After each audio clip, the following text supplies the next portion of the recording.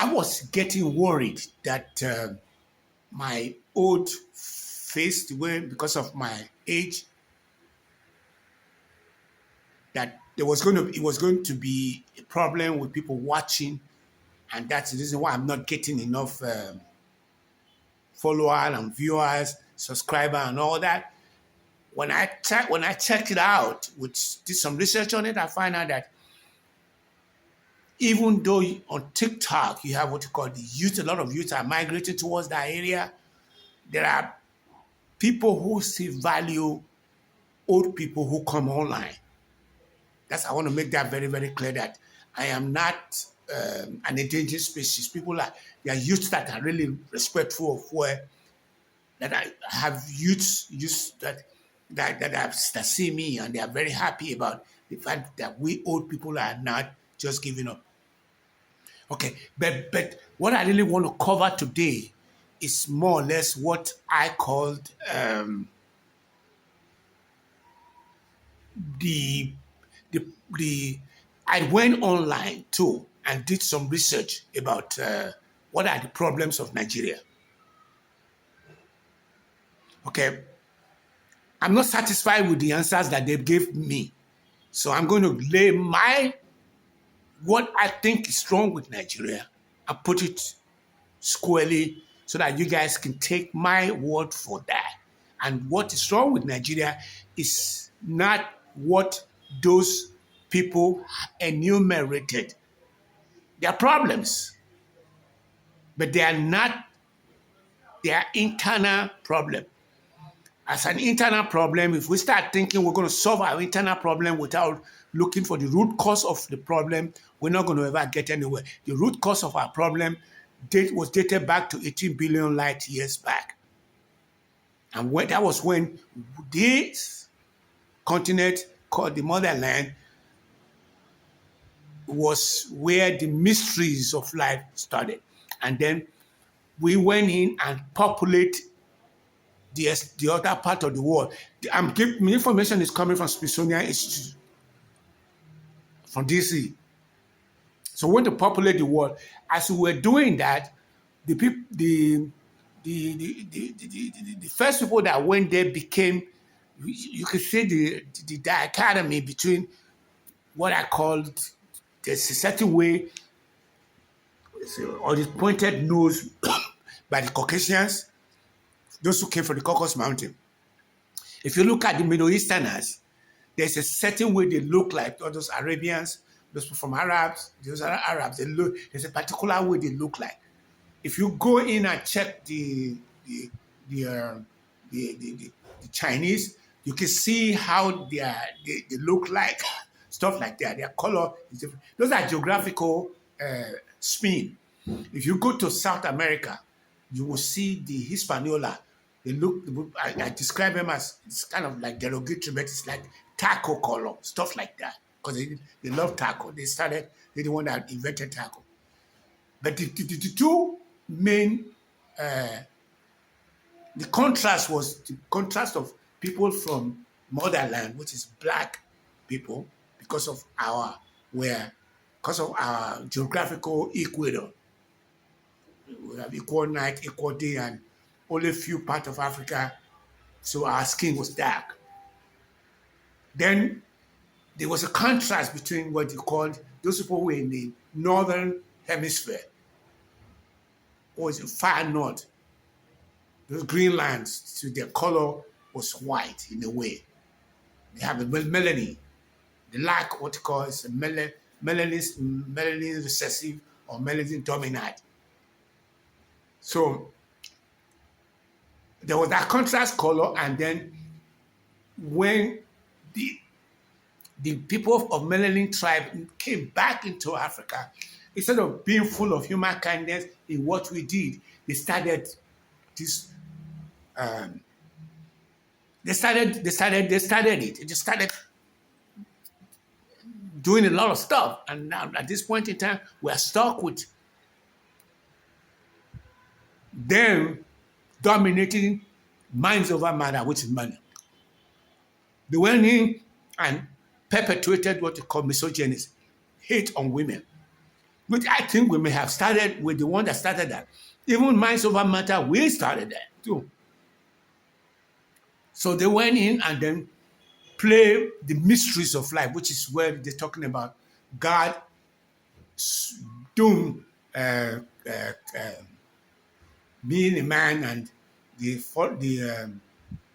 following guy is a boy, Christ, and the other one was the Allah would follow down to Prophet Muhammad. I believe that the women were the omnipotent, omnipresent, not God and not Allah. And I'm thinking it came out of Hussein, which is my mother's side, or the Guadalupe in the East, in South America, or the Greek God, stuff like that.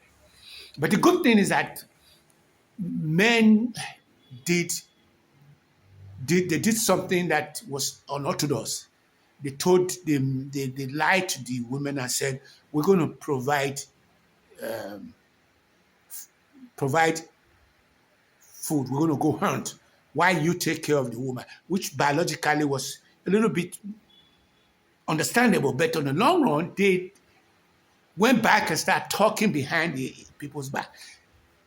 As we speak right now, I can understand that the square, when I say square, I'm talking about the sitting guy in Nigerian airspace, or Blowhard, which is the sitting guy in the in DC, or Karate Kid, which is a sitting guy around the Kremlin, or the Jewish Bibi. So I've just dropped names, and let me quickly finish this. One venture capitalist did accuse Fat Boy. I call him Fat Boy. They accused him of the fact that he's race baiting, that he wants WADA, white, make white America great again, and told the people that you should come and invest into my own company, because the company that this guy is perpetuating anti-Semitism and hatred. And I was looking for somebody to come up with that, and when I saw it, I was very, very elated. I was very happy that somebody finally called him out without me calling him out, and I'm going to hang on to that gung-ho. So the point I'm trying to bring to you today is that I've already researched the problems of Nigeria, and the research that I did point to the fact that what they said were our problem, that's not our problem. They were all talking about internal problem that can be internal problem within the system. And I'm saying that our problem is not internal, it's external. We were dealt a blow 18 billion light years back. And that's still there because there were perpetuation of money, minds over matter, which is money. And as we know now,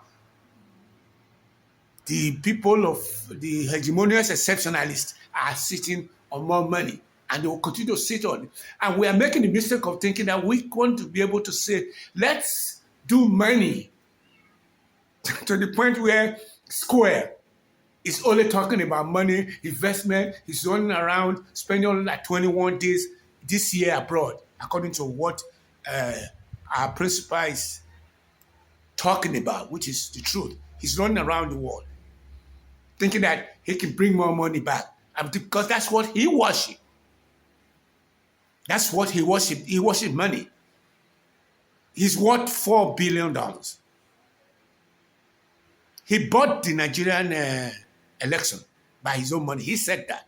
I paid for the Nigerian election. He wants to buy it again because he bought enough cars that he's going to give away with his picture on it. And we're also aware that even the coup planner bought as many cars as he bought to have been able to execute on the coup planning they were planning. So our problem is not internal, it's external, and unless we recognize that and go to the source, we're not going to go anywhere. After recognizing that we need to go to the source, I personally went to the source, and I went to go start breaking bread with the hegemonial exceptionalists. Breaking bread with them was good enough for me, and I came back into the system, trying to see whether I can help out now. So I'm glad to be in this space, in this niche. The niche I'm on is the only niche that exists. There is no any other niche. It has never happened like that before. Tools are there. Like the AI came in out of nowhere and presented it to me. Twitter was on board. I didn't buy into it. Facebook was on board. I didn't buy into it. But TikTok now overpower the other social media that I didn't buy into. And the new one that just came out now is the screening. The online screening, which is what you call the live screen, whether it's on Twitch or whether it's on Kick. So what are the problem? If you differ with me, go and comment and tell me I'm full of it. I want you to comment, go to my comment section. If you think what I'm saying is correct, spread this word to other Nigerians so that we can get this moribund system going. This is what you call a sleeping giant. We can get them going. So go give me comments on that. That's your journey. Or go to Azimikoko, Azimikoko, and comment and say, I'm full of it. And I will apologize because I was also listening to the spokesman for the obedient movement, and he said he was in conversation with Obi. At the end of the Obi's conversation, Obi apologized. I'm sorry, I was wrong in this point of view. No, you see, if you see, and when the square is coming down from the elevator down from the aeroplane, when people are bending their head and bending their knee, he just do like what you call a demagogue. Shake their hands. He doesn't believe that. He believes that he's more bigger than them, and he's the smallest guy in the way he looks like a demagogue during the way they dressed him up when he was in Turkey.